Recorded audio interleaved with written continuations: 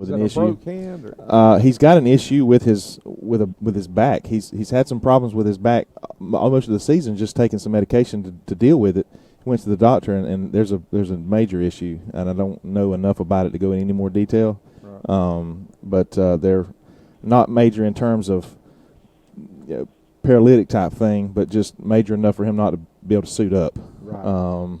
But again, it's you mentioned it earlier. It's nice to come here. Kids get to play on this turf field, sort of a college atmosphere. But unfortunately, we're going to be playing a small college type team, and we'll elaborate a little bit more on that. And I'm going to try my best not to have a poor attitude about that. It is what it is. It's the product of the system. I don't blame this. They probably have a pretty creditable, respectable school. I just have and the kids. I don't have a problem with the kids. The coaching staff. It seems Coach Britt does a really fine job having his young men prepared. They don't play dirty. They play good, hard-nosed football. But they're a product of the system when it comes to the GHSA, and that's who I'm disappointed in is the GHSA and their ultimate ruling on this team, allowing them to continue to play in AA the last 2 years, and we'll see what transpires here in the future. But enough said about that. Our Red Raiders, I'm excited to see them take the field. Boy, we've had a really good season. It's been up. Boy, we won 4 games in a row. We've made some history, and that was exciting. And I truly believe that has nothing to do with how things have transpired the last 3 games. We have lost the last 3, 2 to teams that we really feel like we probably could have and maybe should have beaten, specifically Vidalia. Toombs, man, they were a handful now, and they're going to be a handful for some folks in the playoffs, and if they stay healthy. And then that Swainsboro team last week was mighty impressive, especially number 5, the Williams kid. Just the talent that he brought, that Division I level talent that you don't see too often at our level of play, and so that was fun to watch. Just if you love football, you can't help but just be amazed at kids like that. At any sport, I don't care if it's football, basketball, baseball, or whatever, Rev. That's exactly right. Well, we've got about 3 minutes left to kick off. We're going to go back to the studio for just a minute. You're listening to Red Raider Radio on 93.5 The Eagle. In this moment, who has your back?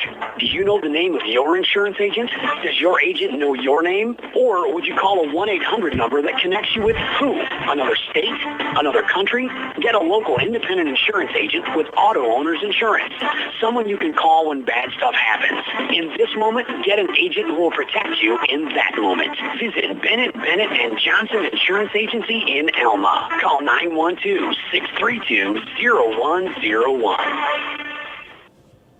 Go Red Raiders from your friends at the Huddle House.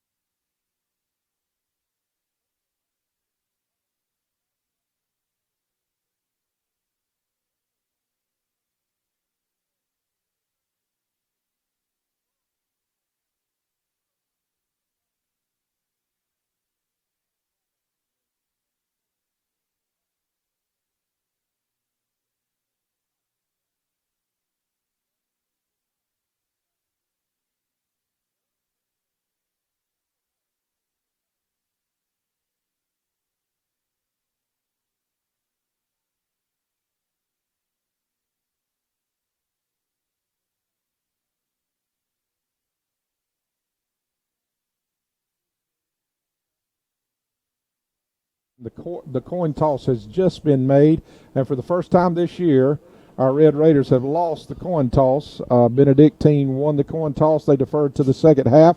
We will be receiving and get ready for a shootout. We're about to get this party started, and I'm excited about what the future holds.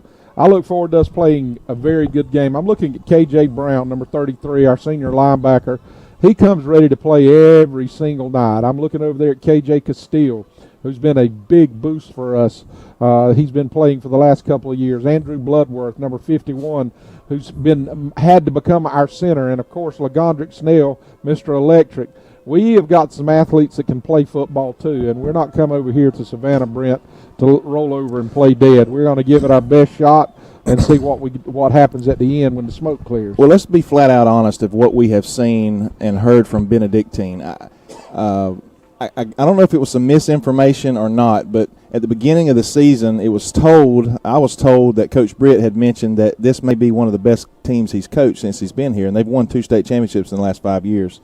But they have not dominated their schedule like they have done in the past. Now, they dominated Glen Academy, but once they got into region play, they've only been beating these our region teams by an average of about 10 or 12 points, and that's highly unusual from this team. And we're not sure why. That we know that they've got a couple skill players. They lost a couple players last year. I think they had a guy transfer out of here, which is rare. They're a big running back, I think, that left, went back to Atlanta, I should say. And so that might be something that's kept them from being as dominant a team, unless they're just holding back for the playoffs. Maybe that's the key. I think they're maybe holding back so they can stay in Double-A. Yeah, that could be a possibility as well. We'll see tonight. I know this Red Raiders team is going to come to play, and we're about to get this thing started, as they're going to kick to the Red Raiders from our left to right, from north to the south. I believe that's the way we're facing here. And we have Legondrick and Castile, and can't tell who that is. Looking through a fence. It's a short kickoff. And Castile's going to take it. He's going to go right up the middle, and he's got a hole. He gets tackled on about the 34, I believe, is where they'll mark it, unless they give him the lean to. No, it is on the 34. A good return there for the Red Raiders, about a 20-yard return by Castile. Yeah, it's a very good return, and he was just one player away from busting it. Someone come in from the side and hit him. But if he had been able to keep his balance, he would have been off to the races. As the Rev said a moment ago, we're going to spread this thing out and try to throw it around a little bit. But by spreading them out, it may give Madison a chance, a 1,000-yard tailback. I mean, on the dot. On the dot. And I wanted our historian right here, Mr. Joe Hayes, is with us, kind of in the backdrop here. And Brown is going. He gets away, and the receiver comes back and makes the catch for the first down. And he just called. That's a 35-yard reception. What a play for the first play of the game by Brown. That was a great back shoulder fade throw. He kind of threw that to his back shoulder. He threw his receiver open. Very, very good play by Cooper Brown, quarterback, and an equally great catch by Castile, who had to reach out with his hands and make one of those soft catches. We're sitting on the Benedictine 36, 37-yard line, and it's first down Raiders. Cooper looks it over. We got trips down to the bottom. We got a single set in Castile out at the top. We throw a quick out to Legondrick. He takes it straight upfield. He lowers his shoulder, and he makes that defensive back pay the price. Hit him right in the mouth. That's about an 8 or 9 yard pickup, and it's going to be second down. We are on the 28-yard line, Benedictine's 28-yard line. I can about tell you what happened with Benedictine. They've seen us turn around and hand the ball off all season long and try to pound it. Now we've coming out throwing, and it's something a little bit different than what they're used to.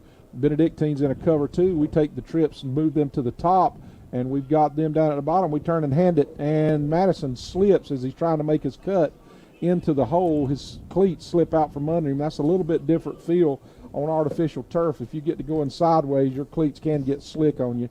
And I don't know, looks like it's going to be 3rd and 1. 3rd and about 1, and we're on the 27-yard line of Benedict. I don't mind a 3rd and 1 on the 27 because we're probably in 3-down territory, and this is where I'm going to mention. We was told, I guess I got a phone call on the way here and was told that that said, man, these uprights look a little narrow. And sure enough, we'll comment on that in just a moment as we're too wide to the top. Now too wide to the top and bottom with Gondrick in motion, looking over to get the play. They just made a shift. We shift our back over. Now they're going to shift. They're knowing we're handing the ball off to Madison, and they're going to drop us for a loss. Yeah, that's They had that one read all the way. We're not fooling them at all. They know when he sets to the right, he's going left, and when he sets to the left, he's going right. And that's just something that's been our bread and butter. They've not been able to stop it, but they drop us for about a 4 or 5 yard loss. And that's just they've looked at film. They know what we're going to do. Now it's going to be 4th down. We're trying to make a decision what to do. 19 seconds left on your play clock. 9 minutes and 41 seconds left in the first quarter. Macon County's came out and we threw the ball. We've had a couple of running plays. I believe he would have got a first down if his cleats hadn't have come out from under him. He hadn't have slipped. And now we're making a call. We're down to 3 seconds. We're going to have to call a timeout. 4th and 5, and we're going to have to call a timeout here. We're going to take a Burt CPA timeout. You're listening to 93.5 The Eagle. The Macon County Red Raiders have been preparing for the 2017 season for months. Pineland Bank knows that building a winning team takes a lot of planning, preparation, and practice. And we're proud of all the hard work the Red Raiders have given to be ready to play on Friday nights. Pineland Bank salutes all Macon County Red Raider student athletes and their efforts to build a winning team each day, both on the field and in the classroom. Go Red Raiders, and best of luck in the 2017 season. Pineland Bank, member FDIC and equal housing lender. This is Macon County Red Raider football on 93.5 The Eagle. I'm curious to see exactly what's going to transpire here, what kind of play call we're going to have. We could have a quick kick, or we could be going for it. We really don't have anything to lose. I think we're going for it at this point in the game. You're playing the number 1 team in the state. Yep. Undefeated.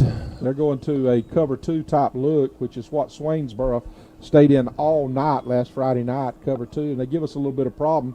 We could slip somebody down into the zone. It looks to me like it may be KJ Castile, even though the safety is now beginning to back up. We put Anthony Madison in motion. We take the ball. We're going to turn and throw it to Madison. No. Oh, it is throws it. Looked like he had him. Maybe the left hand had to have a shoulder pad. It's going to turn the ball over on downs, unfortunately. Well, I can tell you right now, I don't know that we had enough time to look it over and to check down. But when Madison went in motion, they did not react over, and he turned upfield, and he was wide open. If Cooper could have saw him as he turned upfield, I don't know that it would have been 6 because there were some people behind him, but it would have definitely been a first down, and we would have been inside the 20, maybe even the 15-yard line, first down. Something to file in your memory if you're a coach. Run that play again to the other side. We're trying to give them a look. They're going to go back and throw, and wide open. Oh, and he catches it in stride, and we trip him. Gondrick. Yeah, it was a long pass play. It was perfect.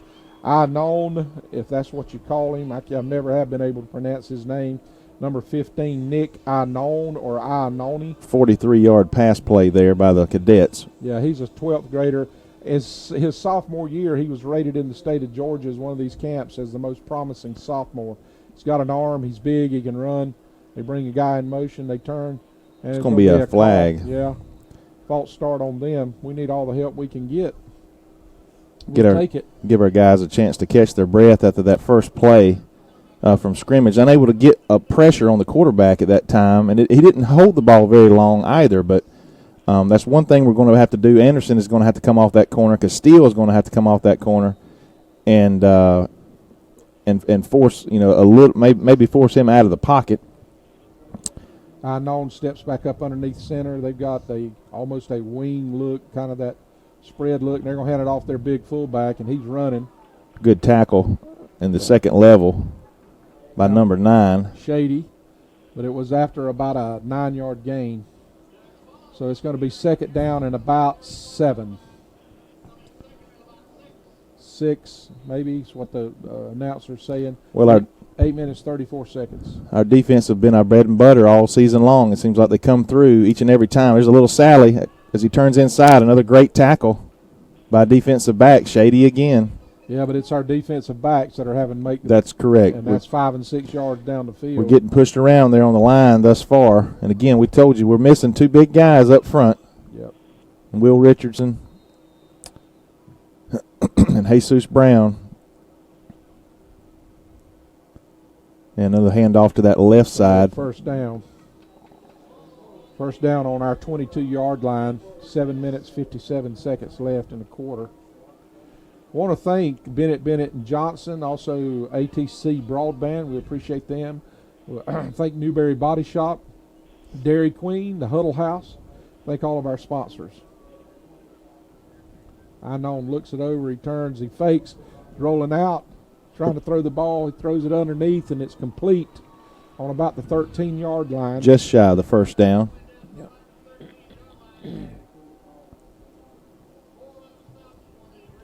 Very good looking pass play. It was almost like a bootleg. He comes out, it was a play action, fakes to the fullback inside, and then he rolls out, hits an open receiver in the flats. Turns and hand it to number 1, and Coach said this is their best player, and he's going to go in untouched into the end zone for Benedictine's first score. This number 1, Rico Powers, he's only a sophomore. Plays wide receiver and defensive back, and he's very explosive. You can see why Coach Langford thought that he may be one of their best players. Very, very quick. We didn't lay a hand on him. He just caught the corner, and he was gone.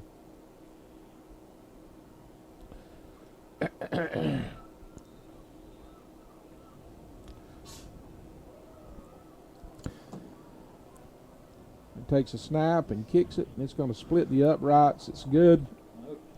No good. Wow. Called it right. Maybe that's a break we might need. Yeah, that could be pay huge dividends. We're going to take a Burt CPA timeout. You're listening to 93.5 The Eagle.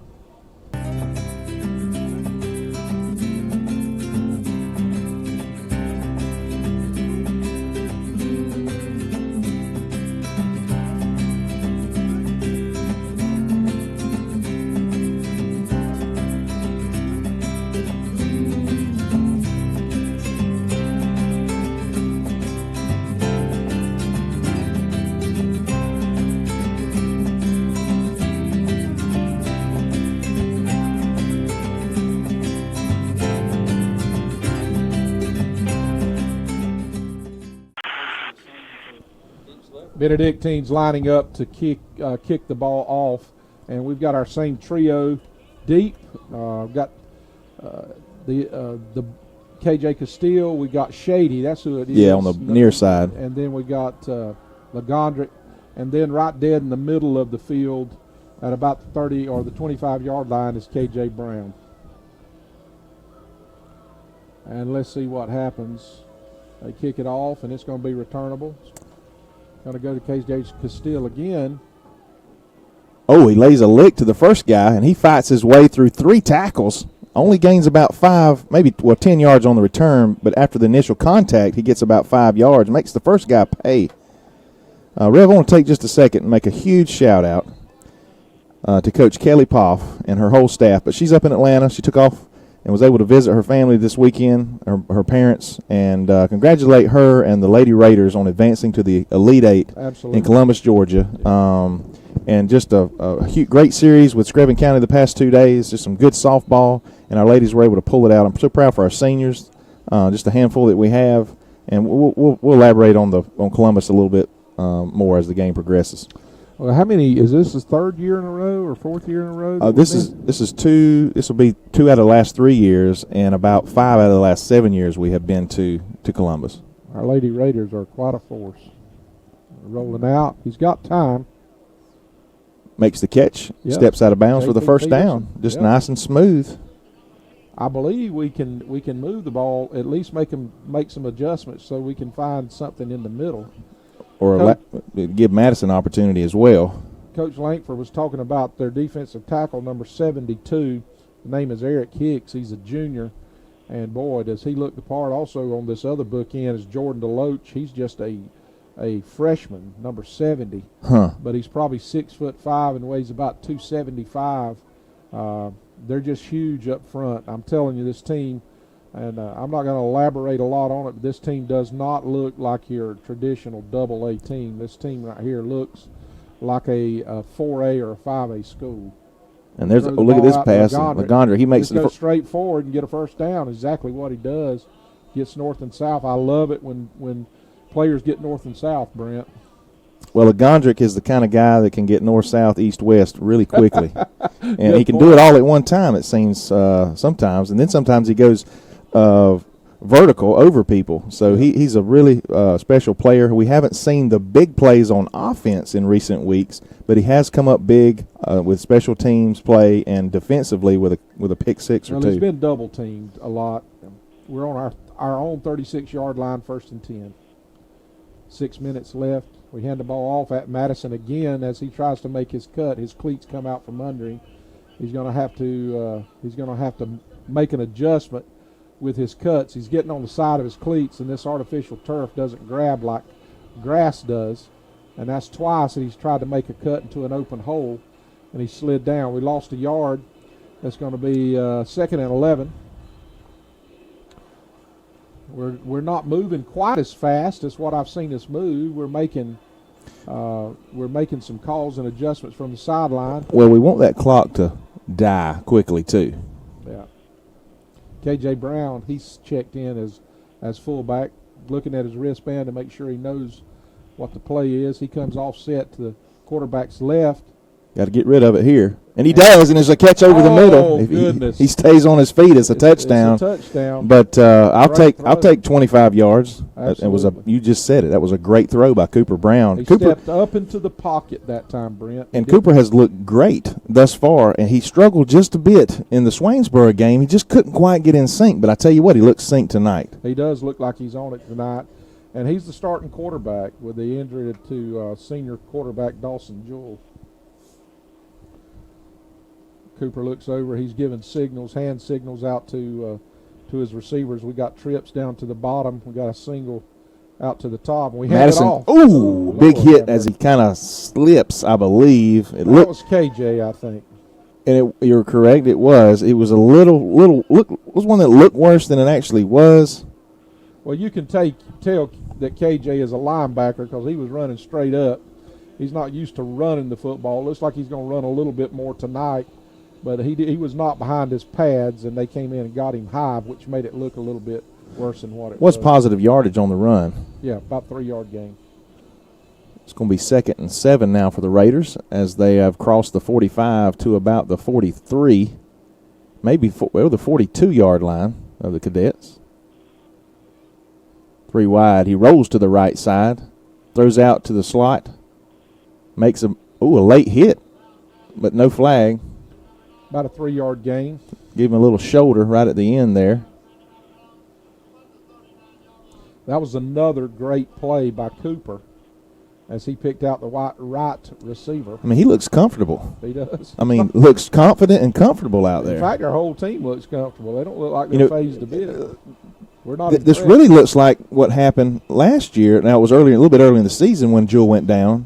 And Cooper came in, and, man, he just took over and grabbed the reins and went with it. Right. Still playing cover 2. They move up now. They got 1 safety. They got a 3 deep now, cover 1. Cooper steps up. He's got a chance to throw, and we do, and it's going to be picked off as it just sails on him just a little bit, and that's unfortunate. He was running forward, and it was just a little high, and our receiver actually kind of got turned around.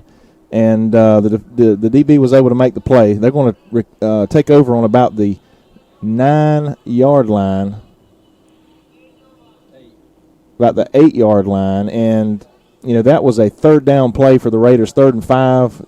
Let's just try to mentally see that as 4th and 5, and that's a really good punt. Well, that's right. It was the next play. If we hadn't had a completion, would have been a punt, and we've downed it inside the 10. It looked to me like, I don't get your opinion on it, it looked to me like Cooper rolled out, and when he did, he may have had enough dirt or enough grass to get a first down. Yeah. But he chose to throw it deep. And they're going to hand it off, and he's going to get out to the sideline, and he's going to hit that corner, and let's see if anybody can match him, and they do. They stop him after about a 22-yard gain to the 31, 23-yard gain. That was that number 1 again. We've Just a sophomore. we've shown, Rev, that we can move the ball on offense, and they haven't been able to necessarily stop us. We've stopped ourselves both times, but now here's the problem: is we're having the same difficulty stopping them, and we got to just keep them out of the end zone. Yeah. And they're going to go deep, and he's open. I mean, just a complete mix-up there.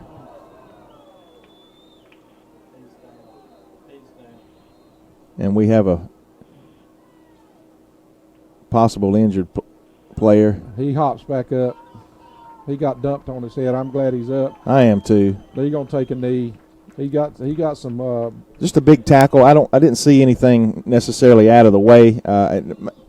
Possibly a little frustration there, but I've seen a whole lot worse in those situations.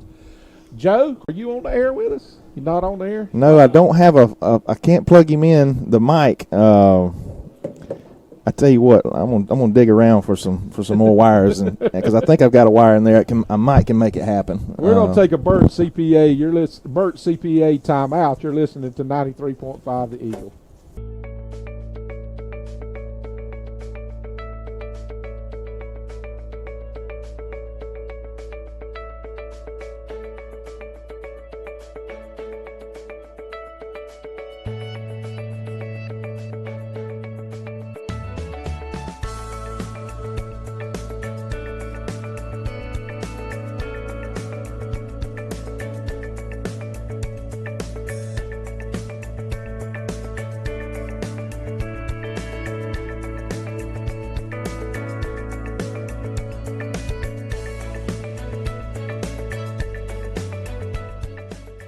Injured. He's off to the sideline now. I think he's going to be all right. He had actually already got up, but he had some of those bees buzzing in his head a little bit.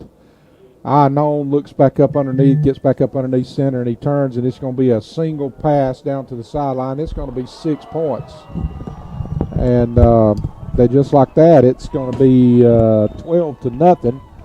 And that just put Legondrick on a island out there with the tailback, and we got caught looking in the backfield as the wide receiver was running past us, and it was a perfect pass. This kid's accurate. Well, the pass was he's accurate. Whether the pass was to the pylon or what, it was a great timed route. It looked really good. Good pass, good completion. And that was a 93-yard drive, 92-yard drive, and about 4 plays. Yeah, maybe 3 plays. And was it good? I didn't see. It was good. 13-0. They're still only showing 12 on the board. Now they moved it to 13. We're going to take a Burt CPA timeout. You're listening to 93.5 The Eagle.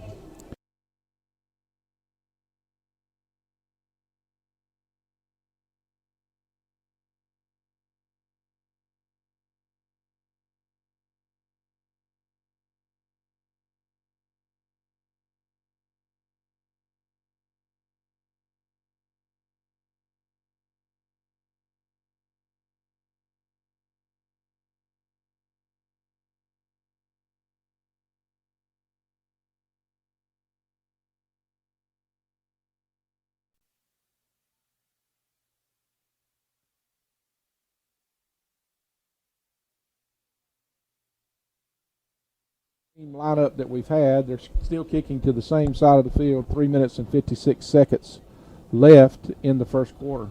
But Rev, it's only 13-0, and we've shown that again we can move the ball. We just have to finish. Got to finish a drive. And they're going to kick it, kind of an angled kick. It's going to go out of bounds barely, but it did go out of bounds, and we're going to take it over on the 35-yard line. Appling County's leading Brantley County 14-0, and I'm going to keep you up with some scores that's going on as we're getting them in. Bainbridge is ahead of Thomas County Central 21-0. Lowndes ahead of Camden County 15-7. And Trevor Lawrence is only about 40 yards away from being one of the top passers ever in the state of Georgia. And still, with a lot left, he's only 5 touchdown passes away from breaking the state of Georgia record for most touchdowns in a season. All you Georgia fans know that we're off this week, but we had a bad situation with our I guess our top recruit. He's the number 1 player in the country, Trevor Lawrence. I mean, not Trevor Lawrence, but Justin Fields broke his hand last night, a finger, and he's out for the season. Should be something he's able to recover from. We declined a penalty, and we chose to take it and move it 5 yards back, and they're going to kick it off deep this time. Ball's coming to Legondrick on about the 10, and he's got some room, and he's out to about the 30-yard line. We actually lost about 4 yards on that play, and from where it would have been. Wouldn't it have been at the 30? It would have been at the 35, I mean. That's correct. I hope Castile is okay. He tweaked something out there. Looks like it's an ankle. Maybe he's going to try to stretch it out, walk it off. Maybe they tell him to go down. I think they did. They're going to come out and check on him here. We're going to take another timeout for injury, a Burt CPA timeout. We're going to take about a minute break, and you're listening to Red Raider Radio on 93.5 The Eagle.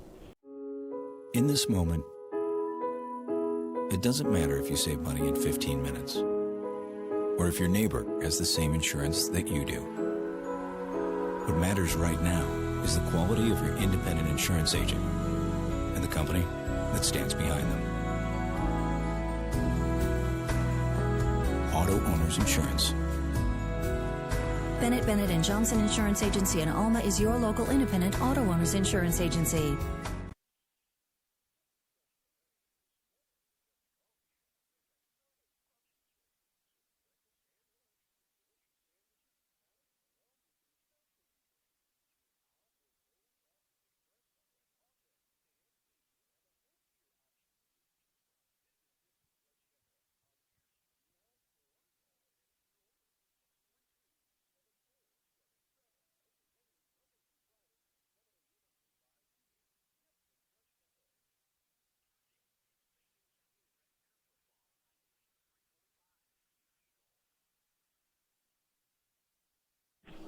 Welcome back, everybody. We turn and hand the ball off to Madison, and he gets about a 3-yard gain on first down. KJ Castile, they've helped him off, and they're looking at him. He's trying to walk it off on the sideline. Evidently, he tweaked an ankle or something.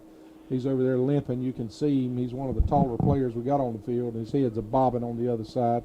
In his place is number 20, Isaiah Grant, who's played a lot last week. He's in, and we've got twins to the top and twins to the bottom with a long setback. Anthony Madison behind quarterback Cooper Brown. We roll Cooper out to his right. He throws the ball. It's going to be overthrown. And Rev, they're beginning to get just a little bit more and more pressure on Brown. It seems like whether it's an adjustment or something they're making. It looks like that. He's starting to have to roll out more. We got a starting sophomore at tackle this week. At tackle, number 73, Christian Gurley. Is that his name? Yeah. He's a big kid. He's just a sophomore. Yeah, you just said that. I'm sorry. Just a sophomore, and he has some good couple years to come as he develops. We're in trouble, and they're going to sack us. Drop us for a loss, and Cooper, he landed kind of awkwardly. I hope he's all right. Yeah, he gets up okay. Well, our backup quarterback is I started to say a true freshman. He is a true freshman. He is a freshman, Mason Michael, which I anticipate him getting some reps in the next couple games, potentially. Haven't talked to Coach about that, but it wouldn't surprise me. And it's going to be 4th down and about 16, and we're going to have to punt the ball. We're in a dangerous place right here. Our long snapper was also our quarterback, Dawson Jewell. Did he make the trip tonight? I don't see him over there. He may be home resting his knee.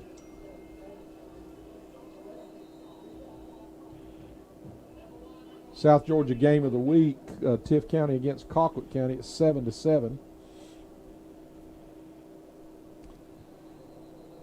They're snapping the ball to Juarez. It looks like we got called on a 25-second penalty, which would have been a delay of the game. That's going to back us up another 5 yards. Illegal substitution, I'm sorry. We had one too many players on the field. This late in the season, you know that's got to be frustrating to a coach, but in all reality, we have so many wounded players that people are getting mixed up sometimes when it comes to special teams. Juarez now standing on our own 5-yard line, snapped the ball a little bit high, but he's going to get the kickoff. And this may be good for us. It's going to bounce, and they pick it up. Oh, and we're going to get on. No, are you kidding me? I mean, that's the kind of luck we've had here the last few games. The ball just hadn't bounced our way, has it? Had an opportunity to fall on that, and we really didn't have an opportunity. It just kind of bounced right back up to where the young man was, and they're going to recover on about the 48-yard line of the Red Raiders. There's 1 minute and 46 seconds remaining, 13-0, your Raiders trail. Again, I'll take just a second to commend our Lady Raiders for advancing to the Elite Eight. They will be playing next Thursday at 3 p.m. versus Armucci High School. Don't know a lot about that team in the first portion of that bracket. 3 wide to the bottom. Another flag here as we have a man in motion. Well, Brent, I lived up in Calhoun and pastored Calhoun, Georgia for about 2 years, about 2.5 years up there. And it is absolutely spelled Armucci. But up there, it's Armucci. Armucci? Yeah. They throw an R. Well, Armucci. That sounds like something people do in South Georgia, not in North Georgia. I know it. All right, here we go. They come up to the line quickly. Two wide to the top, 2 to the bottom. And that shotgun, he's going to fire out to the. We're way off the ball, and he's going to kick the corner. Big hit there as he goes out of bounds. That was not an illegal hit. He just forced him out. They're going to get their 5 yards back, maybe a yard or 2 more. It's going to be second down and about 8.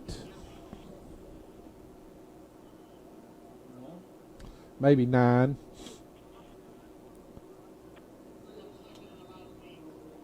They'd had a 5-yard penalty, so it was a pickup of about 6.5. They got trips down here to the bottom. They bring a man in motion. They hand it to him. Got a flag. It's a hold in the holding area, and big tackle there by our linebackers that come in and make a nice stop. They didn't get but about a 1-yard gain. I think if it's on them, we'll decline. Something we'll decline, trying to get them off the field. Because I don't think that the down is not going to matter much. Really, the yardage doesn't matter much because of how they can quickly strike 20, 30, 40, 50 yards down the field like they've done. We want to manage the down versus the yardage in this situation, I would think. But we'll see here. One of the things that's most concerning to me, we felt like one of our strengths was our defensive secondary.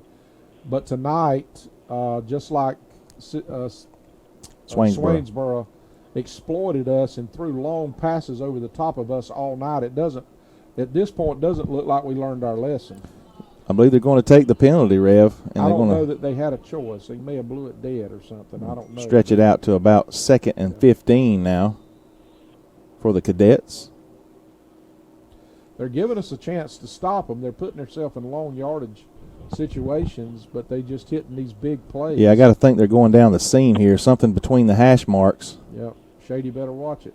There he goes. Well, they do come out to the wide side, and I'm not sure if he made the completion, but they say he did, and it's going to be for a short gain.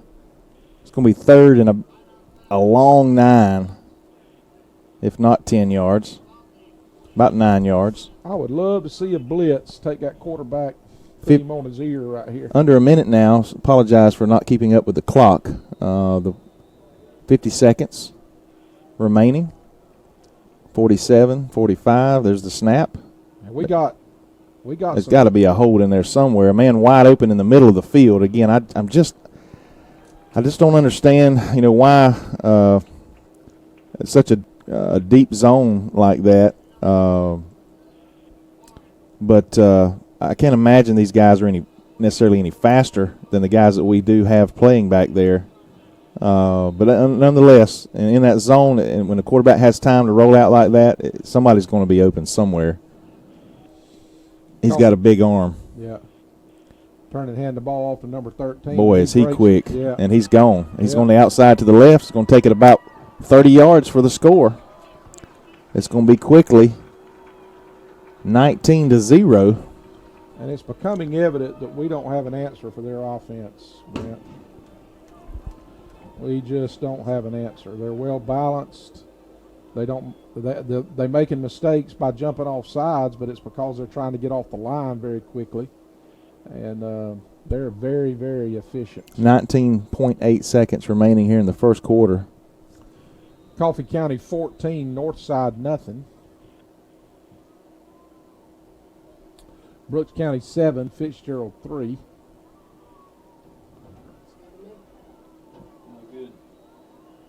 No good again. I tell you what, that's the only two negative things that Benedictine has done all night offensively, and that's missed 2 field goals, but that are extra points, and that's not going to be enough to help us this evening if that keeps up either way. I would love to see us get on. I would love to see us get on the scoreboard. We've had a couple opportunities where we were moving the football, caught them early, but we shot ourselves in the foot. You know, sometimes when you look back over games and you wonder what the play was that turned the game, I am not blaming a kid when I say this. It's the difference in playing on grass and artificial turf. But twice when we had a chance to pick up first downs on short yardage plays, our tailback had slipped in the hole trying to make a cut on artificial turf, made us throw the ball, and we had an incompletion and an interception. And that's valid. That's valid, Rev. I mean, I'm just trying to, to piece together that it's not. We've had our opportunities, right? But we making either way. We got to find an answer on defense, or it's not going to matter. Being down 3 scores now, 19-0 with 19.8 on the clock. They're going to kick to us for the 4th time. Looks like they moved Legondrick back to the deep spot. Not looking good for Castile, and he hammers at this time. And defensively, we'll miss Castile. And we trip over our own self, don't we? I didn't get a number there on that far side. Number 6, Orion. Orion. Yeah. What's his last name? I'm sorry. Orion. I should know it. Yeah, I was right. Barton. Orion Barton. He plays defensive back. It's going to be first down on about our own 21-yard line.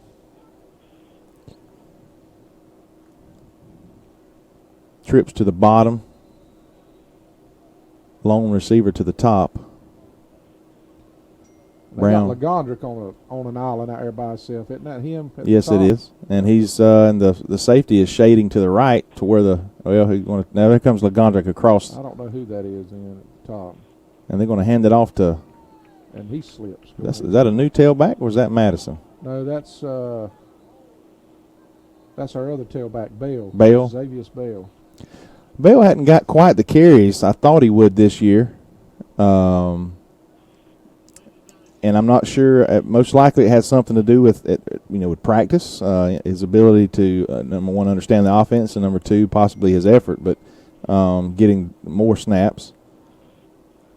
Looks like a penalty. Penalty. It'll be a 5-yard penalty. I'm having difficulty with the flags. Our referees have pink. And it's going to be the end of the first quarter, but they got pink wristbands, and the flags they're using tonight are pink, and I keep having trouble picking them up on the field. I guess it's breast cancer awareness. We're going to take a Burt CPA timeout, change of quarter. You're listening to 93.5 The Eagle.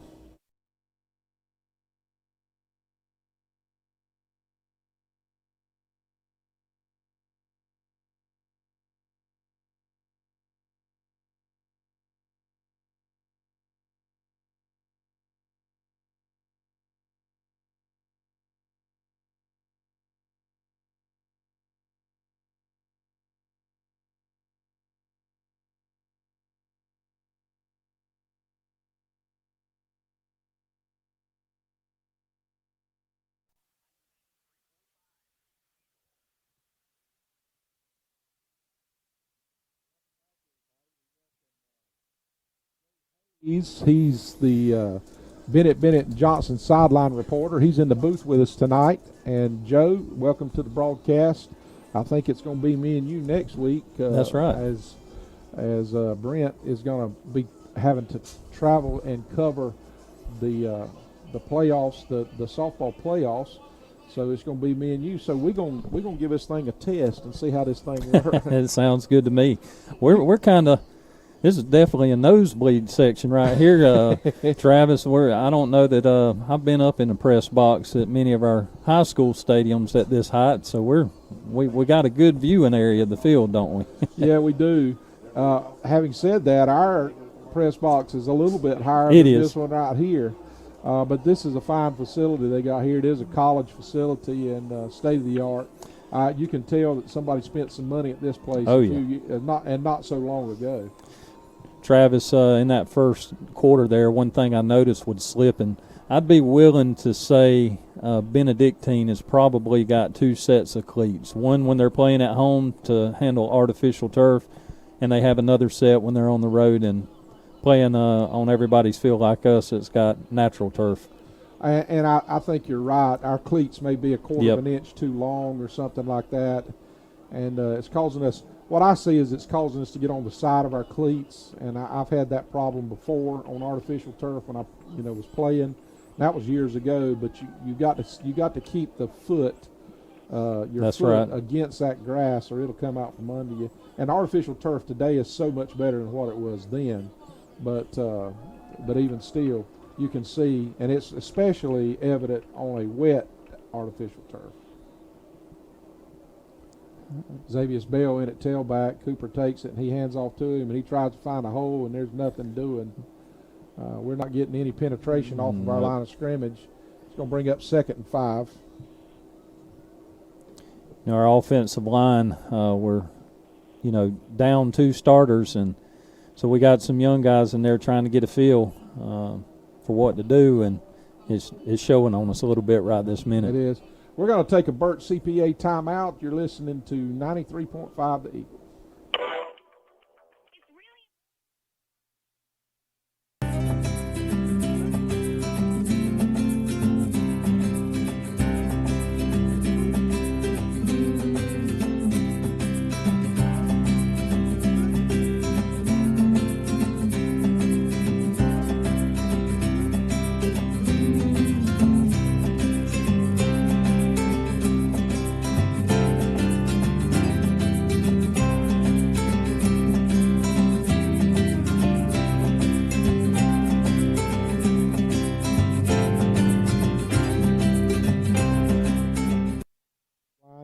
And we got a fresh 12 minutes. This is the beginning of the second quarter. Joe, I know you spent a lot of time on the sideline this year, and you've seen a lot of different things. What's impressed you most about our team and our coaching staff this year as you walked among them down on the sideline? Well, with the coaching staff, the first thing that has impressed me with them is I think the players really responded well to our coaching staff this year. And, I like seeing our coaches get in there and respond to our guys. We just had an interception. Yeah, we got a holding against us. Yep. And that's going to negate the holding, and that was an interception that looked like it was thrown directly to the wide receiver, but that was, to the defensive back. That was not the case. They're going to decline it. You can tell they've made adjustments, and they know what we're bringing at them now. We're trying to roll out, and Cooper threw the ball, and the defensive back just stepped right in front, and that was it. And they have intercepted the ball on our 36-yard line. And this thing is going to get ugly in a hurry if we're not able to stop this offense. Right. But the coach is another thing that's really impressed me with this coaching staff is, I tell you what, these guys are working hard. I'm down there all the time, and they've been putting in the extra hours and really going after it hard, and I have to give them credit for that.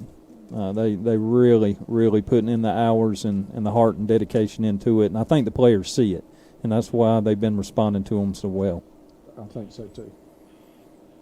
Bring it in motion. They're going to stop and throw a quick out pattern. He's going to turn and try to go upfield. Good tackle by Lagondrick, but it's after about a 6-yard gain. If I'm a defensive back, and I played some defensive back in high school, I'm a defensive tackle now, but back then I was a defensive back.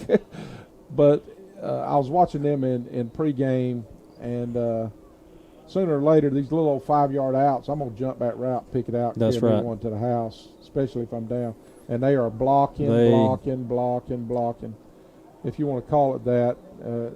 Garrett Anderson, as I look at him, his shoulder pads is about tore off of him, and he's talking to the side judge. He said, "Why can't you call a hold, man?"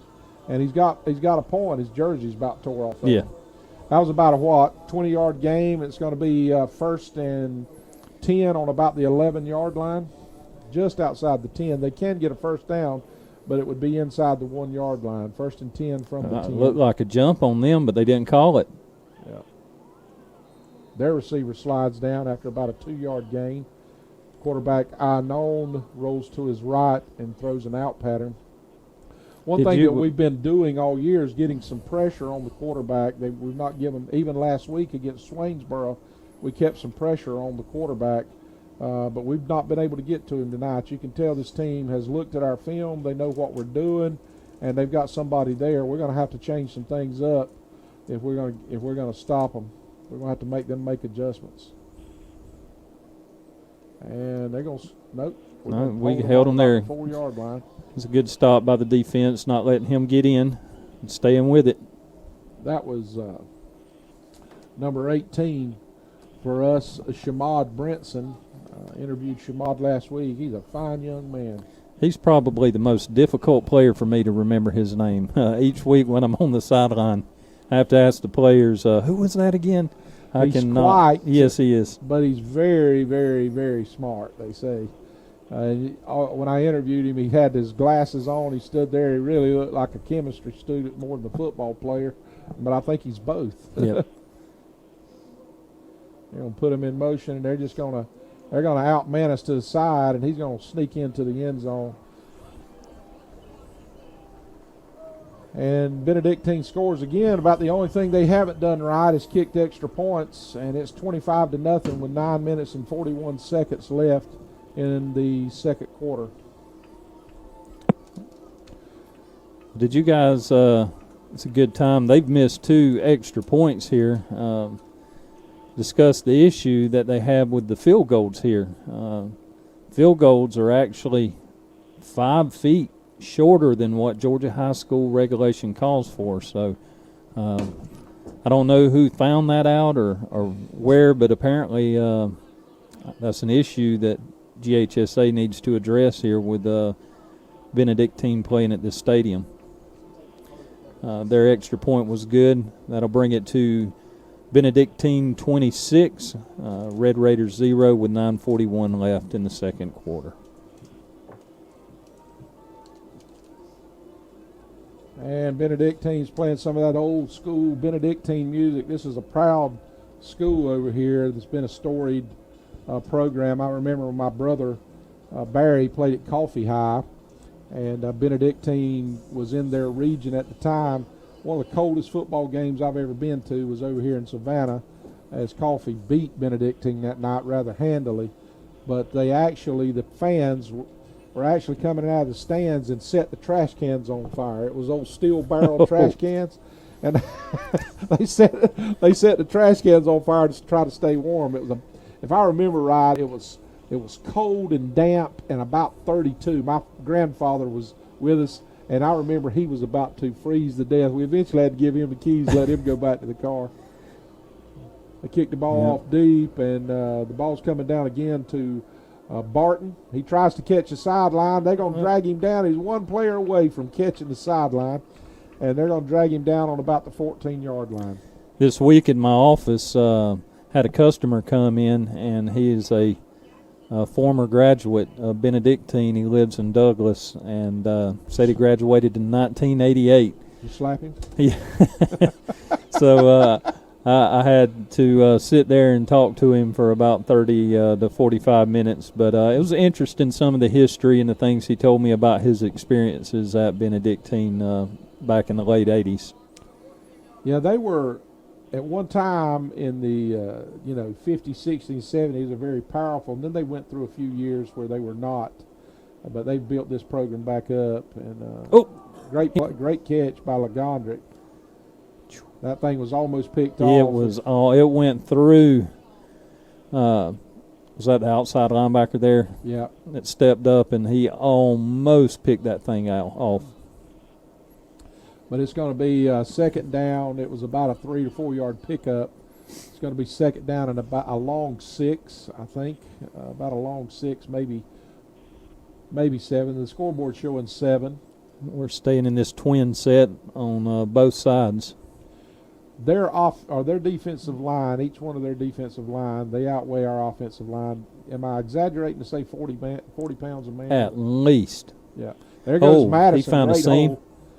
And that was the top holes that he was trying to cut up into. He gets a first down on about the 25-yard line. It was a great run by Madison. But and you can see they've done something on his cleats. I don't know if they put a new pair of shoes on, or somebody, if you put on. They've added some tape down there. One thing I noticed. Yeah. Maybe we're trying to make him stick to the turf. I don't know. They've done something to try to give him a little bit of traction. And when he cut and busted back up in the hole, then he went ahead for about a 7 or 8 yard gain. That was the two cuts that I was talking about where we fell down, where we had opportunities to break it, and we would possibly score it. He's got another hole, runs through for about 4 yard gain. About a 3 yard gain. 8 minutes and 13 seconds left. Benedictine is ahead of our Bacon County Red Raiders 26-0. They have scored every time they've touched the ball, and they have scored with ease. Quarterback unknown, a senior, has picked us apart. I don't know that they've had more than one, maybe two incompletions all night. He's hit on long passes, he's hit on short passes, and then they've got some tailbacks that can take it every time they touch it. Yeah, they scare me every time they hand it off to that tailback because he has got some dangerous speed. Yeah, and we just threw an out pattern, and their defensive back's very quick. Their cornerback, he come flying up and dropped us for no gain. Some more interesting information that I read up a little bit in the Savannah Times on Benedictine. They are going to build a new stadium. I don't think it will be complete by next year, but they are raising $6 million. That must be nice. That must be $6 million, and $2 million they're raising for scholarships and to help players in need, student aid. Good play by Legondrick there of getting in there and getting his hand on the football. Yeah, was able to break that up. We're going to have to punt the football here. Or excuse me, we're on offense. Yeah. Good play by Benedictine's defensive back getting in there. It was still a good play by Legondrick to keep him from intercepting. Keep him from intercepting. Yeah. But they've raised $4 million of the $6 million so far, what it said in the Savannah Times, and. But anyway, what was interesting to me was the $2 million in funds for student aid. It just, to me, there's no comparison to a school on the level of Bacon County or a Pierce County or even a Ware County. My Great gosh, punt. what a punt by Trey Mobley. He just hit. That is the potential with Trey. He has got Division I talent. 60-yard punt. He has got Division I talent. Yeah, he does. It was 60 yards in the air. He smoked it. I'll tell you what, Benedictine's giving him a hand. Yeah. That was an impressive punt. I mean, he boomed that thing. And he's a big kid. He told me he's 6'2.5", and he weighs about 275 pounds. He's very athletic. We use him at tailback at times. He wears number 29, plays on the defensive line, and also lines not at tailback, but at blocking back, at fullback, wingback. And he's a good basketball player as well. Yeah. Athletic, big kid. He's very athletic. Very good with the deep ball. Oh, good play by Bloodworth. Oh, he got away. And we still got him in the bag, and we're going to drop job. him for a big loss. Great play. It looked like Bloodworth had him. He spun out and went the opposite that Jordan direction. Wiley or no? That was Xavius Bell. That was Xavius. Yeah, number 21. Yeah. And we're already seeing some different faces on our defense. Coaches putting some players in there and giving them some experience. I think some of our guys, our defense has been out a good bit. They need a little rest right now to catch a breather. And we're not in position. And he's going to hit the sideline. If we're not careful, he's going to take it. The only one that's left is Shady, and he delays him long enough that Xavius comes over and makes the play. But that was a good play. And there again, we got him at about or inside the 20-yard line, and they throw a long pass. Now they're sitting on Bacon County's. Yeah, the ball was on the 9. 42-yard line. Yeah. we were slow getting lined up, as Brent was telling us, and I saw it too. Our outside linebackers were not in position, and they just stepped up and threw the ball out. You can tell Benedictine is well coached. They do all the things they're supposed to do. They speed it up when they need to speed it up. They take advantage. And, we're playing players both ways. They don't. And their offense works, and he's going deep. Nope, he makes a decision to throw it out wide, and we just stand there and watch the receiver catch it rather than step up. Our outside linebacker then just stood there and watched. He was in the position to make the play. It's almost like they're reacting there. We're on our heels. When you're scared you're going to make a mistake, and you're letting the player make a play, and then you're trying to react after he makes a play. That was what I was trying. You just explained what I was trying to say last week. We looked like we were a step slow. Of course, that had something to do with Jalen Williams, that tailback, and we got him. Oh my goodness! And we still got him. We still drop him for a loss. And that was Andrew Bloodworth on the sack? Yeah, it was pressured to step up in by Garrett Anderson. He come from the outside. He got a finger on him, Garrett Anderson did, but quarterback made a good play and stepped back into the pocket, but stepped into Bloodworth's hands. 4 minutes, 48 seconds. Benedictine's on our 18-yard line. Quarterback gives the signals. He is talking to some of his players now. He's giving a signal to his line. Now he steps and gets something from the sideline. He's looking. Offensive line turns and looks. Let's see what they got up their sleeve right here. But they're going to the top up here. Nope. Oh, goodness. And he's going to go in. That was a great play. It sure was. They had twins to the top and the bottom, and they done crossing route with their two slot receivers. One of them kind of run into our defender, which brought the other one that was crossing open. It was kind of a pick play, and they scored basically untouched. It's with 4 minutes and 16 seconds left. Benedictine 32 left in the first half. Benedictine 32. Bacon County nothing. And he hits it between the uprights then. Now it's 33-0. We're going to take a Burt CPA timeout. You're listening to 93.5 The Eagle.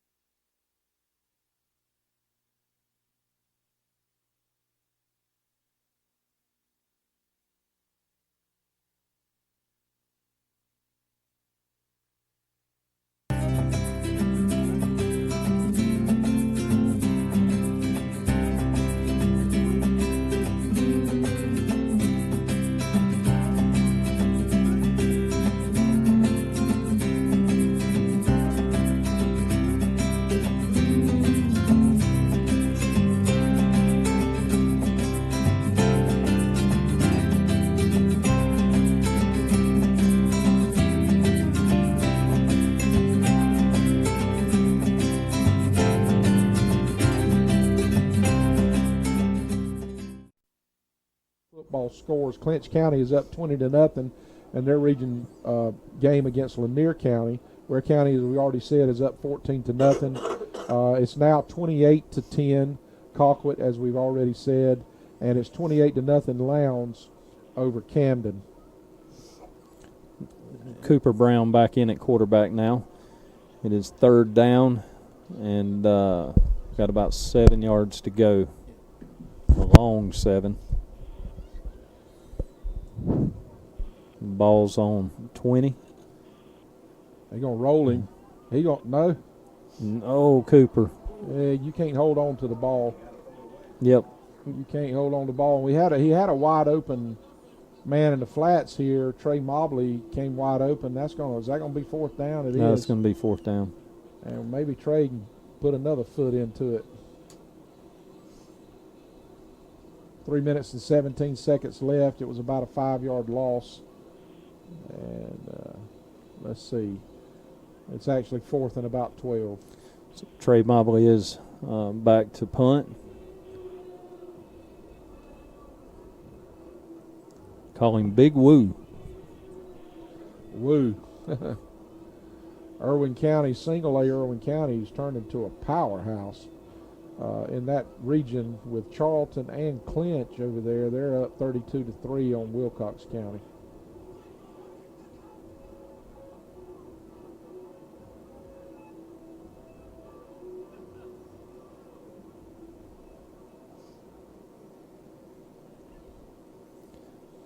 Benedictine seems to be rolling in some of their younger guys now. Trey's going to put his foot into it, and he He gets this one. under it. It's 9 miles high. Oh, and it bounces back. It's going. Well, his average just got cut in half. Yep. He didn't lose yardage, but it was only about a 10-yard punt. No, it's not going to be a. Let's see. Yeah, about a 10-yard punt. He killed that last one, but he shanked this one. Sure did. And it went as high as the light poles out here. Oh, it was hit high, but it just went off the side.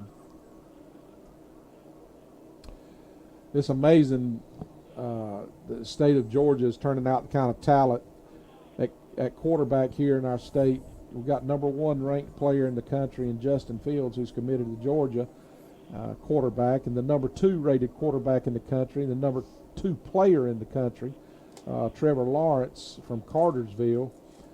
He just broke the state passing record that was set by Deshaun Watson when he was in high school. And we all know what Deshaun is doing on Sundays That's now right. for the Texans. So, another impressive thing, Travis, is Region 1 AA. We have 4 running backs in the top 50 in the state in all classifications. that's crazy. Right here in our own region. And he's gonna run. He's gonna throw it deep. We had a play Intercepted by Legondrick in the end zone. Boy, He's he bringing went it out up a mile and come down with that football.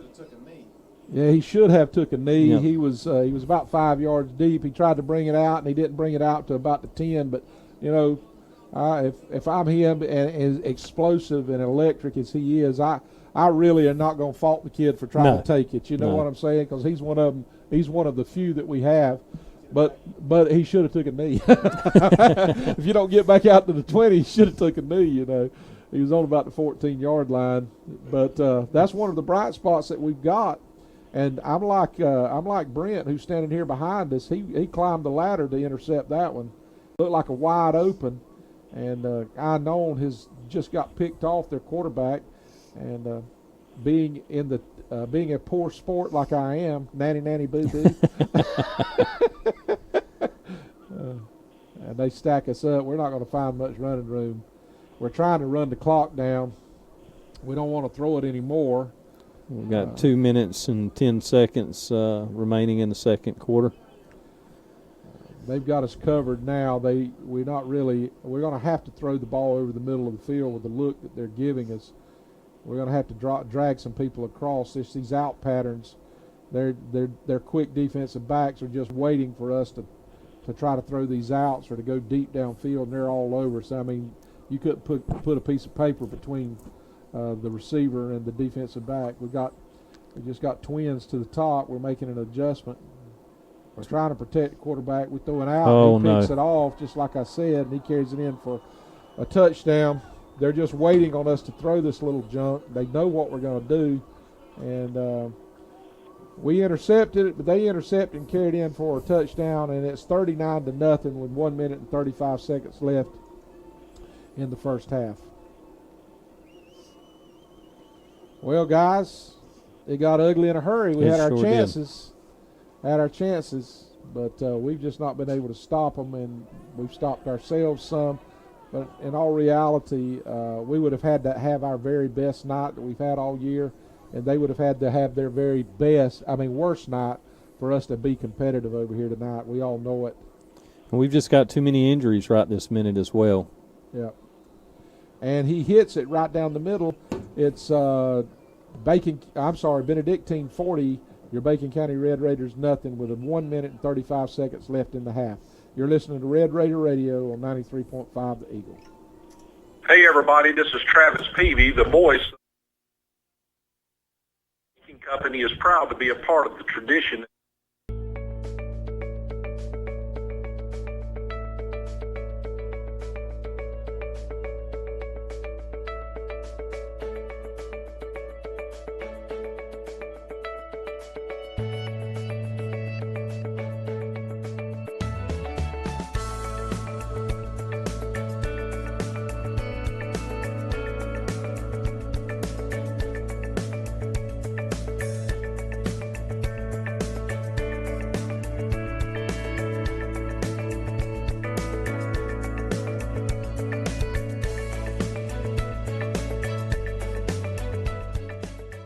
We have our Huddle House, Huddle Up Senior Spotlight, and I know the people back in Alma are listening to us. And be sure and drop by the Huddle House, grab you a waffle or a hot dog or some grits and eggs. He's going to pooch kick it to keep us from returning it. And our Xavier Bell is going to take it. He's one of our quicker players. He's inside. He got a seam. He got a seam. Yeah. Number 6, Orion Barton just got rolled up on something similar. Yep. To what happened to Jesus. He gets up a little bit gimpy. I hate when players get rolled up on. But they pooch kicked it to Xavier Bell, and he can run. He can. Yeah. No, Somebody he's not. He ain't scared. This number 2 that's coming out there, is this Wiley? Number 2, yes, Jordan Wiley. Yeah. He got some play. He looks good in the uniform. What is he, a senior? What is just a sophomore? Yeah. That's Terry Wiley's boy. One of the best basketball players I ever seen in my life from Nichols, Georgia. Terry Wiley.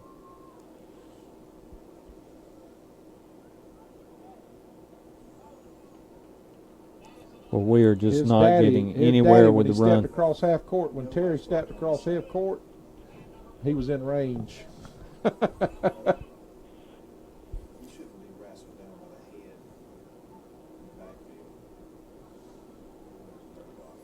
Looks like we lost the yard on that play. Yeah.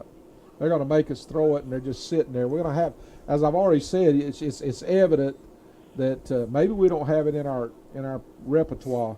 But one thing that we've not tried to do tonight, we have not tried to throw one down the seam. Maybe we did throw one to Shady down the seam. It was a long game. But that's what we're looking at, and they've got us picked up. We don't have a. They know what we're going to do when we do it. The minute our quarterback starts clearing, they're firing their linebackers from the side. They're going to make us throw it over the middle of the field, and I don't know that I've not seen us throw much over the middle of the field, but I think I'd line somebody up at tight end and just run them down the middle of the field and throw it to them. Split those two safeties. Well, we're going to try to get a play off here. 11, 10. I'll throw one deep. Yep. You better hurry up. 6 seconds. We get it off. We're going to hand the ball to Madison. He's going to take it up the middle. And he's going to go for about a 6 or 7, about a 9-yard gain. We're going to end it right there. Benedictine 40, Bacon County nothing. Be sure and stay tuned for our Richmond Baking halftime show and our Huddle House Huddle Up Senior Spotlight. You're listening to Red Raider Radio on 93.5 The Eagle. It's the Richmond Baking Halftime Hey. Yeah. I got some good news. What's that? They have a running clock in the second half, You can trust with your which family. means that the second half is only going to last about 35 or 40 minutes. We don't get home early tonight. Hey. Prescription and over-the-counter medicine. Well, I can't go anywhere because my son's boarding the ATCO game. And so Is much. that right? Stop in today. How bad's Atco getting beat? Drive-through. Dr. James Jordan and the fine folks. They're actually tied, I think he said. From Mars Pharmacy in Alma. good. Go Raiders. No, this Benedictine, they're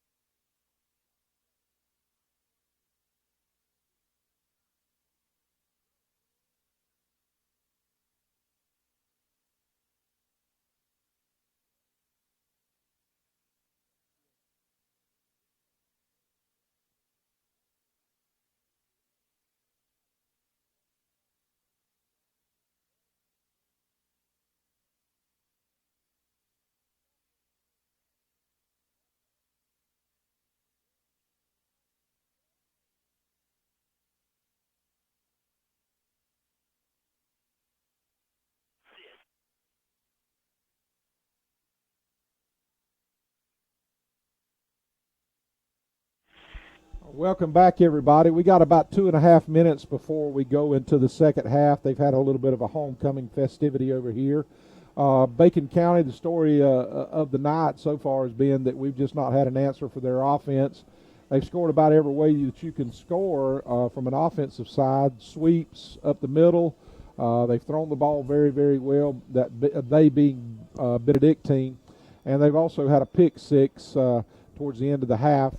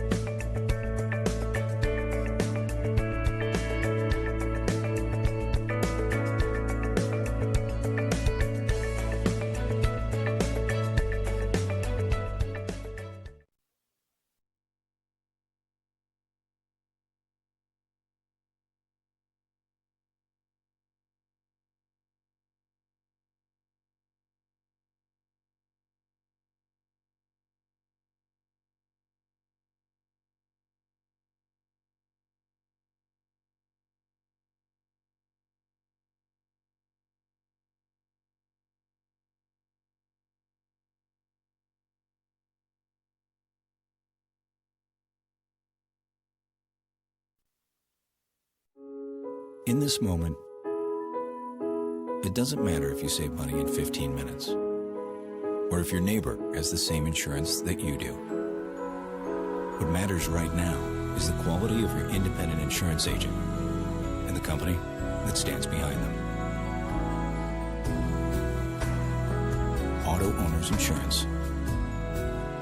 Bennett & Johnson Insurance Agency in Alma is your local independent auto owners insurance agency.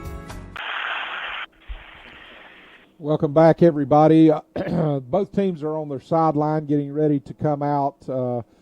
BC will be receiving the second half kickoff. Real quick on some South Georgia scores. Pierce County 14, Tattnall County nothing. We've got some other scores that are coming in. Valdosta and Lee County is tied at 7 apiece at halftime. Irwin is up 38-3 over Wilcox County. I'm trying to find a Clinch County score. They may be off tonight. I've not been able to find one here. Lowndes is up 38-7 over Camden. Talked with some people from Camden County last night. Said they're definitely in a rebuilding season. Update on the Lee County score. It's now Lee County 14, Valdosta 7. Colquitt is up 28-13 over Tift. Clinch, there it is, 34-0 over Lanier. And that's just some of the scores that you're looking at, or that we're looking at here in South Georgia tonight. Rev, we talked just a moment ago, right before we come back on air, trying to maybe see what would happen here. Most likely, we think Benedictine will probably bring their starters back out for this series and see if they can't score one more time, and then hopefully they'll bring in their JV guys, because I feel like Coach Langford's probably going to do the same thing, get some kids in that hasn't played much and give them an opportunity on this stage, or at least on this turf field to in this environment to play. And here's the return on the 30, and we got him hemmed up. See if we can wrap him up, and we do. Good play by Isaiah Grant there. He stayed his lane, and that was just an excellent play. If he hadn't have been there, this kid was going to be off to the races. Well, our defense is on the field. Again, we see some similar numbers for us. And, yeah, we're bringing out our starters. And we see some similar, going to see some similar numbers here for Benedictine. Let's see if our defense can bow their back here and make a play, make something happen, maybe at least keep them off the board that one more time. I'm assuming there will be, when that ball dropped on the ground, and just hopped right back up to him, we need to see if I'm almost positive there'll be a running clock. There's a 30-point rule in the second half in which the clock will run. With a 40-point lead, it's going to run, and it'll only stop on, I believe, out of bounds plays. They throw it out wide. Man, what a move. It's going to be about third down and about 6. After that play, an opportunity for the Red Raiders to get a stop here. I would like to see us stop them one time, wouldn't you, Brent? Yes, sir.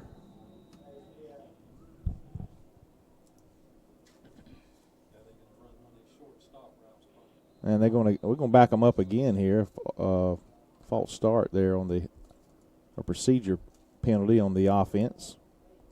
It appeared that he was going to hand the ball off.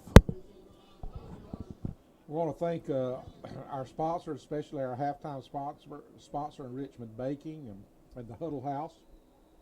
We thank all of our sponsors for what they do for us each and every week. And thank you, Brent. And want to be sure and do business with these sponsors. In a small town, they have to sponsor a lot of different things. So be sure to do business with them. We got him in trouble. Great play. Oh, what We're a tackle. Stop him. It's Great play. Fourth down. Yeah, we've made some adjustments. And made a loss of yardage there. Well, I take it back. He gave him back to the line of scrimmage. It's going to be 4th and 12 now. And here comes a brand new 11 coming out, where I say 9. I think 1 or 2 standing on the field. You mentioned earlier this is a very unique situation for a AA school. 100 players. They've got 75 to 100 players out there. They've got a special teams crew. They've got a defensive crew and an offensive crew. They have a couple skill guys that'll play DB and tailback or wide receiver. But you see that. Oh, and it's blocked. Blocked by Anderson. And he doesn't know where it's at, and it doesn't matter. It doesn't matter who receives it. It's behind the line of scrimmage. The Raiders are going to get a block, and they're going to get the ball back on about the 19-yard line. I bet you Coach Britt's not real happy about that. This point in the ball game, I'm ecstatic, and I'm pretty sure he's not going to sub any defensive players in this particular stand right here. He wants to keep us out of the end zone, I'm sure. Well, I'm going to Legondrick. 8:28 now, as the clock continues to run. I'll try to keep you updated on it as much as possible. 40-0 as our offense takes the field. It's Brown, Legondrick, and Wiley to the bottom. Looks like JP. Is that JP to the top? Yeah. And it looks like here comes Shady in the slot. He's coming down the line, and we're going to hand it off to Madison. He breaks a tackle and gets about 3, maybe 2. We got a penalty. I was going to mention to Joe earlier when the game kind of got started real quick. We mentioned that Madison is a 1,000-yard back. Now he's over 1,000 in this game, probably maybe about 50 yards in this game, give or take. But, Joe, he's our historian. When's the last time we've had a running back with 1,000 yards? I don't know. Now, I know that Matt Thrift rushed for a ton of yards as a quarterback, and I don't believe he got to 1,000, but – and there comes the screen. But he gets past that second level and makes a twist and a turn, and he gets about 5 yards on the carry. It's going to be about 3rd and 3, maybe a long 2 from the 11-yard line for the Red Raiders. Definitely in 4-down territory. I don't know, unless Coach wants to get a field goal attempt here, just get some points on the board. May not be a bad idea with what we're with a couple of games left. We've only tried and attempted 1 field goal all year. Well, and we're already at a disadvantage. I know that the Rev and Joe already mentioned that the goalposts are approximately 5 feet narrower for the collegiate level, and they do not adjust them for high school. There's another screen. Madison's wide open. Oh, and if he doesn't fall down, he scores, and he does. It's a touchdown for the Red Raiders. You remember me telling you the play that he was wide open on? That's right. Way early in the game. That was the play. couple plays, the Raiders are in the end zone and cracks the scoreboard. Thank you, Jesus. We got us a touchdown. You gotta be a touchdown hero to get along with the beautiful girl. It's been a long season. We do have 2 games remaining. We will be away next week, if we haven't mentioned already, in Pembroke, Georgia, Bryan County Redskins. And this kick is up, and it's good. He splits it, man. And I'm not mistaken, he has not missed a field goal. He's had a blocked extra point attempt, but he has not missed an extra point that has gotten past the line of scrimmage. I'll say that. There was one blocked about the second or third game of the season. This young man's got a big leg. I'm sure we're going to have an opportunity to see it, but in a game type situation. But yeah, Red, we need to take a break here. Yeah, let's take a Burt CPA timeout. You're listening to 93.5 The Eagle.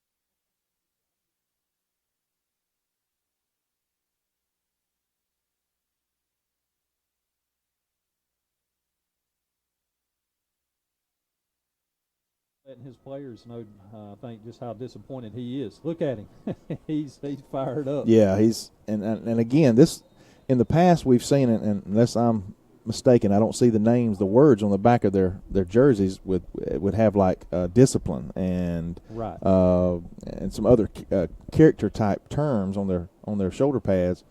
This ball goes to the end zone, and just good defense there on the bottom side as he goes to Wiley, I believe. Overthrown. We got a flag.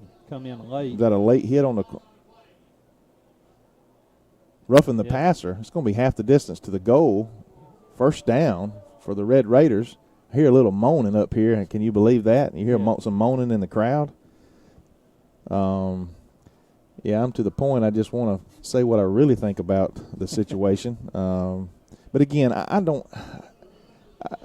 Let me put it this way: with the players, and they're put in this situation because of the GHSA. That's right. And their decision that they decided to make. I feel like Coach Britt probably runs he's a good guy, and he does a good job coaching these guys up. They're disciplined. They're not dirty. They just they get it done. They're athletic and they they're taking advantage of the situation they've been given. I will definitely say that. 3 wide to the bottom, 1 to the top. Handed to Madison, and he just he got over. And he's touchdown. He fights. I mean, that was all Madison, folks. As he just busts through the line of scrimmage, just pulling, puts his hand down, stays up, and rolls into the end zone for the touchdown.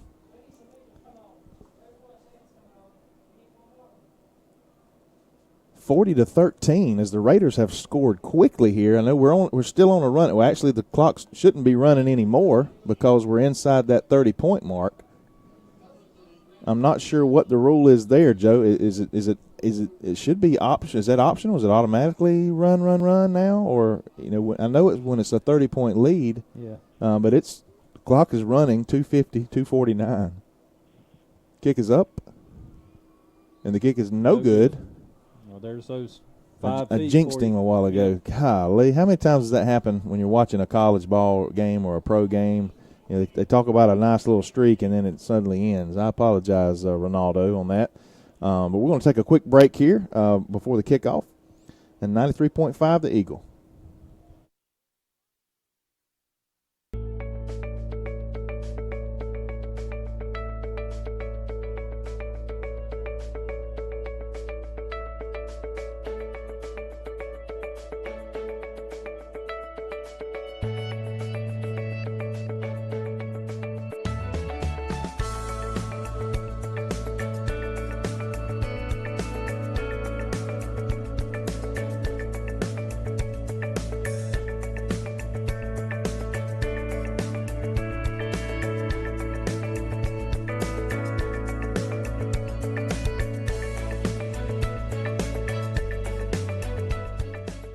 Time, Joe, here in this, well, I would say early second half. Again, we are on a running clock. We're 1 minute and 35 seconds. The only time it stops is when we do score. Actually, it didn't stop, No, Joe. it did not. If the ball goes, I think it's out of bounds. And I'm confusing myself, I guess, just thinking about it. A timeout, maybe an out-of-bounds play, but other than that, it just continues to run as it's doing now. And I believe the Cadets want it to run now, as we're just their number ones are still out there. Okay, we got to tackle him on the return. He's still on his feet. One guy to go. We push him out of bounds on about the 35, maybe the 38-yard line. I was just kind of chattering on there as the guy received the kick and takes it back about 60 yards. About 50 yards. It wasn't a real deep kick. But, again, that young man showing his athleticism as he gets the corner, and we're able to. We didn't stay in our lanes that time, and he found a seam, and he was able to break it out on us.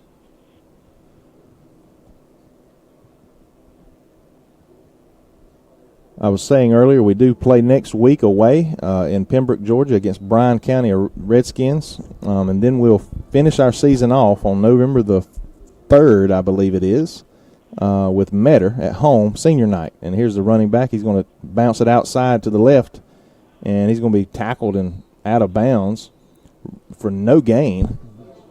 They dropped him. Maybe 1 yard gain there. We'll see where they spot it. Well, I'm sorry. Yeah, the angle got me. 2 yard gain. Good job by the defense there with staying with the ball and not allowing him to break that corner. Well, there's literally a 12-minute quarter just flew by. So we're in the fourth quarter now. It's 40-13. Your Bacon County Red Raiders trail. We're going to take another break here as the quarter has ended on 93.5 the Eagle.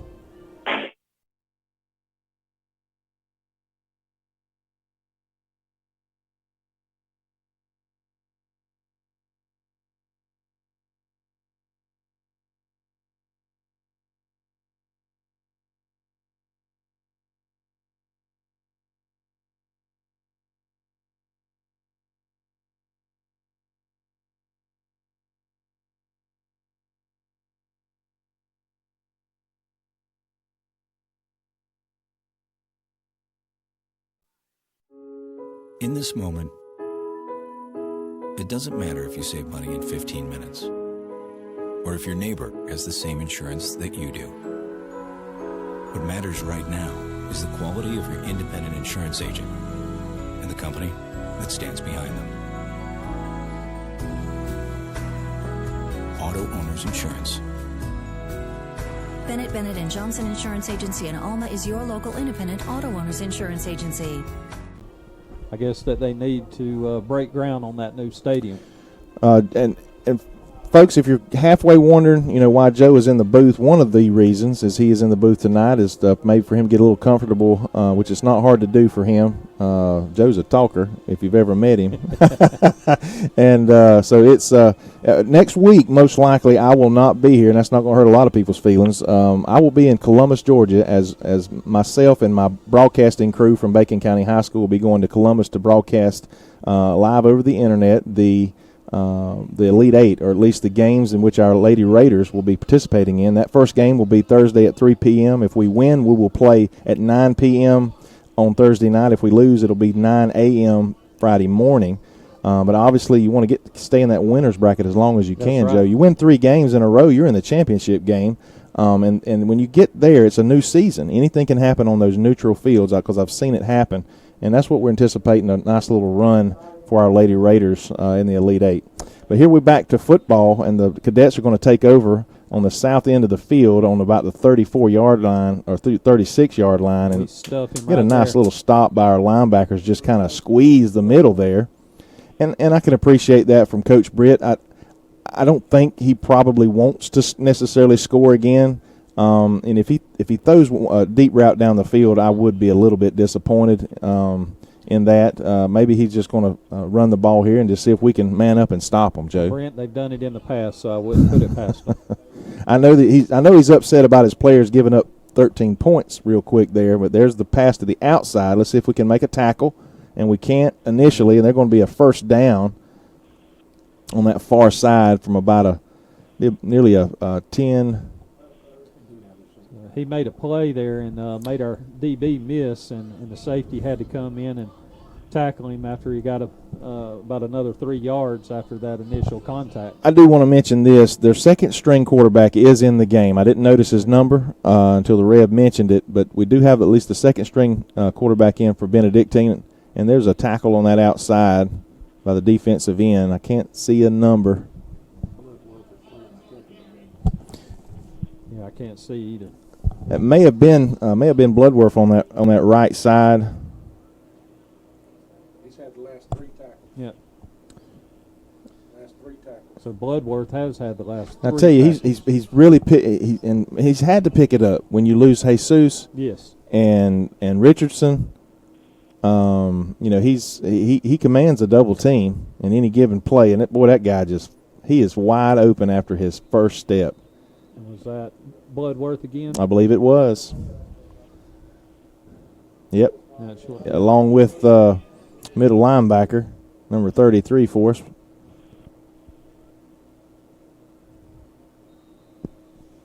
It's going to be third down and a long 5. In the wing T formation. They're changing up the play here. Maybe 4-down territory for the Cadets, and they hand it off again, and they fire up the middle, and it looks like they're going to they're maybe just shy of the first down, but you got to think they will probably go for it here. Or they could kick a field goal and get and get a little work in there. I believe, I might be wrong, I believe last year they had a left-footed kicker. They're going for it. But he's probably at Duke or somewhere this year, and they have a new guy. They are going for it. Probably the QB keep. Nope. They're going to. And he stopped. The Raiders are going to take over on downs unless they get a great spot here. This is going to be tough. I think they gave him a good spot. It's going to be close, Joe. Well, what a stop that would be. Cadets think they have it. Yeah, that was a boy. He gave him a really good spot, Joe. Yep. They're going to measure, and it may be by the nose of the football, or it's either an inch over or an inch short. Brent, we got good penetration that time through their line and was able to get back there right when he took the handoff and was able to get a hand. And I don't see any celebration. It is a first down. It had to be the nose of the football. That's unfortunate for the Red Raiders, as it would have been turnover on downs. It's going to be first down and from about the 13-yard line, that wing T formation with 3 wideouts. He's going to hand it off. They're going to sweep to the right. It's a little bit smaller guy here in the lineup. And a host of Red Raiders are in to make a tackle after about a 3-yard gain. And I really hope that Coach Britt is content to run the ball here. And if they pound it in, I'm okay with that. I just hope they don't pull up and throw one in the end zone here with 7 minutes and 40 now 39 seconds to go. This second half is just flying by because of the running clock, them being up 30-plus points at halftime.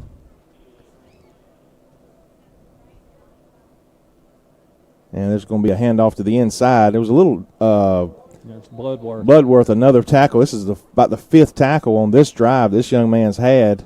That was a very punishing tackle that Bloodworth made there. A little miscommunication. It either took the running back a second to get it from the quarterback, but there was a little bit of delay there that kind of allowed for Bloodworth to really get in that backfield and bear hug him. Our defense is making a stand here. We're getting penetration on their offensive line. I still see some really big guys on that line. I don't know how many substitutions they've made. And there's a pass to the outside. Did he complete it? Yes, they gave it to him. He had his tippy toes. And it's going to be close to another first down. Maybe a yard short. Yep, 1 yard short. It's going to be it's going to be 4th down and 1. 4th and 1. Let's see if the Red Raiders they can muster up something here to turn the ball over on downs with 6 minutes and 16 seconds as it continues to tick. Go for it.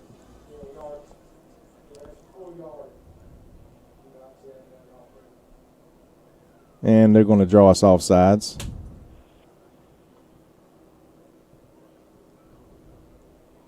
And it's going to be half the distance to the goal. First down for the Cadets on about the 3-yard line now once they move it. 2.5.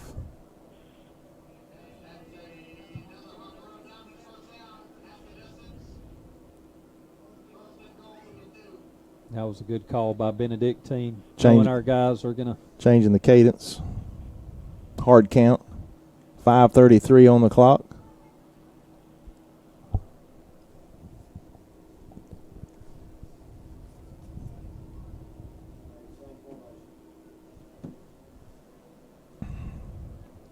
And they're going to run it up the middle, and he's going to dive over the end zone for the touchdown. That's going to make it. He was short there, but it's going to make it 46. And we hear the dreaded train horn and the rocket launcher thing they're firing out there. The cannon. Raider Nation, I appreciate you giving me the time on the radio here, and I'm going to turn it back over to Travis Peavy and let him close it out for you.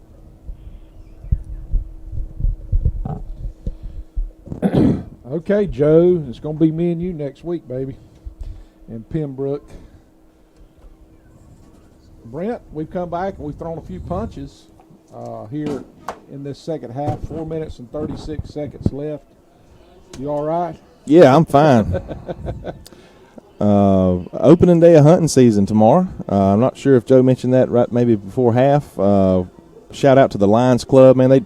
That Civic Club does a fantastic job in our community supporting a lot of different causes locally and around the state and even nationally, that organization. And one of their biggest fundraisers of the year is the Big Buck Contest, and that will be held tomorrow. You can still get a ticket throughout the day to be in the running for prizes. They give away cash, a lot of cash. I think about $15,000, including the Big Buck winner. I think $15,000 cash they give away, along with tons of prizes, big screen televisions and all kinds of stuff. So if you want to go out to that tomorrow evening at the Mojo, at Morris Johnson Stadium at the old high school. That'll be fun. If you want to go reminisce a little bit, take your lawn chair or go sit in the stands like I did last year and just envision all that football that went on there over the years. It was fun there, you know. It sure was. I enjoyed it. Now, I love our new stadium, but there was just a cozy atmosphere there. Well, that place could get crunk up at the Mojo. It really could. And then kind of miss it, you know. Yeah, I do. I'll go back and watch some highlights, some old games and film, and it's just really a special place. And we're just the Lions Club will be holding that event there starting about 6 or 7 o'clock tomorrow night. The festivities and having some food. In Bacon County, you have you got the Blueberry Festival. It's probably the biggest thing we do all year. But next to that, it'd probably be the big. It is locally for sure. It sure is. And we do bring in some folks from around. They give prizes for the person coming the longest distance. and the oldest person present and the youngest person present. This ball is booted as we finally kick off here to the 20. Let's see if we can tackle this young man as he cuts it up the middle. JP. Fantastic return. Nice return. That's a 35-yard return by JP.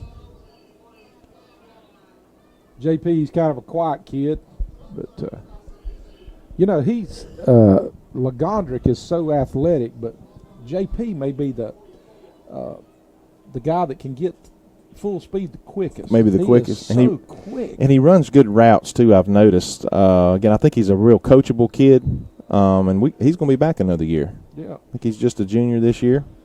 We're 3 wide to the bottom, 1 to the top. Brown, no, is that Mason Michael in the game? Yes. That's Mason Michael, that true freshman I was talking about earlier. I tell you what, when he walks down the hall, looks at me now. You mentioned you mentioned Trevor Lawrence. He looks like he got the long hair. He's got some long blonde locks. Now he's not quite as tall as Trevor. Yeah, Trevor's like 6'5". He's like 6'5", 6'6", 209 pounds. This kid's about probably 5'10", 150 pounds. And but he's got a lot of potential, and boy, he's just gonna sling it. He slings it down, and it's beautiful ball. It was a very well thrown ball, just a little out of reach from our receiver and defender. 2 minutes and 50 seconds left, time counting, courtesy of the continual clock, the running clock, and we're gonna get out of here in a hurry. Only 2 minutes and 50 seconds.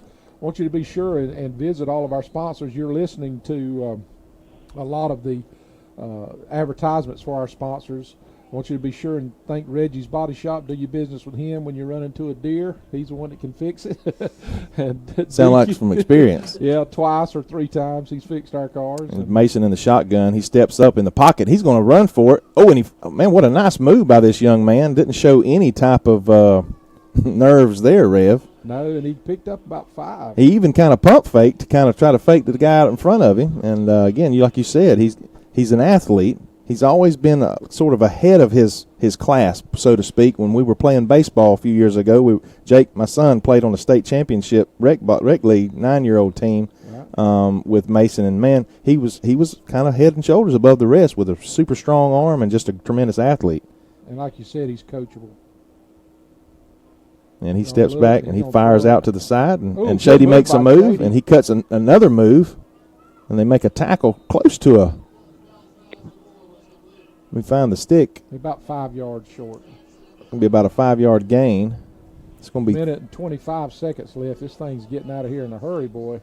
This may be the fastest half I can ever remember. 4th and 6 already. I guess 2 incompletions there, or 1 incompletion in the run. So 4th down and 5 here for the Raiders. We'll see if we can get a first down here.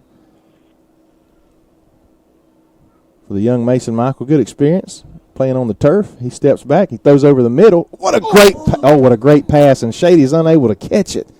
Man, that was a rifle. It'd been 6. Well, that was perfect. Right down the seam. I know that it would have been a lot of yards. Now, but man, quick release. That's what I've heard. And it's going to be fun watching this young man over the next 3 years. It sure is. As he continues to develop. Good things in our system. 36 seconds on the clock, and there will not be another play ran. I got a feeling we'll be lining this thing up here in just a second. Under 30 seconds now, 27, 26.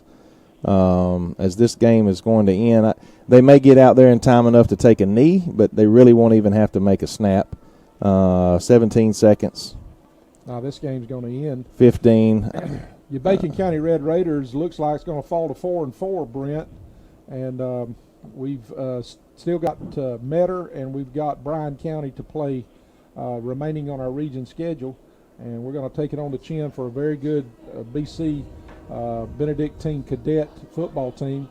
We want to thank all of our sponsors for what they've done and what they do for us each week. We'll be coming to you live next week from Pembroke, Georgia. We want to wish our Lady Raiders good luck as they go to the Elite 8 to play over in Columbus, Georgia.